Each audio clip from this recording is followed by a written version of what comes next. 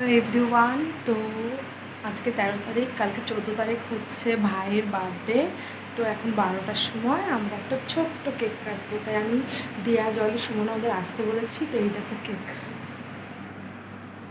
দেখো কেকটা কাটুক, দেখো আমরা সবাই অপেক্ষা করছি।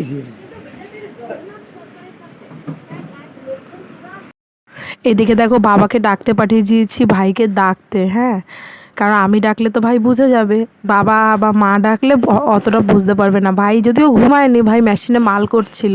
বাবা তো ডেকে দাঁড়িয়ে আছে, তাও খুলছে না, মনে হয় বুঝতে পারছিল, বুঝলা তো, যে আমরা এসেছি। তারপরে খুলেছে, দেখো খুলে তো আগেই এই দেখো ভাইকে, মানে এই রাত্রিবেলায় ডেকে তুলেছি বলে ভাই বিরক্ত বোধ করছে। ঠিক আছে, এই দেখো ভাই এখন কেক কাটবে। আগের থেকেই কেটে দিও না আবার, কিরে ফাটাইতে পারিস না। দাও, কাটবা না কিন্তু, কাটবা না। চুপ কর। দেখো একটা ব্লাস্টার হয়েছে, কেউ পারছেই না ফাটাতে। এই পাশে এই পাশে হ্যাঁ, কেউ পাচ্ছে না ব্লাস্টারটা ফাটাতে। এটা ভালো না, ভয় পায় এটা দেখো এই দেখো আমাদের খুলতে হয় না, এরকম করেই থাকে। Thank you.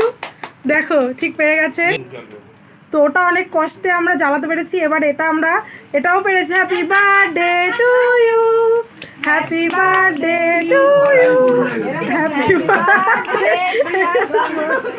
Happy birthday two.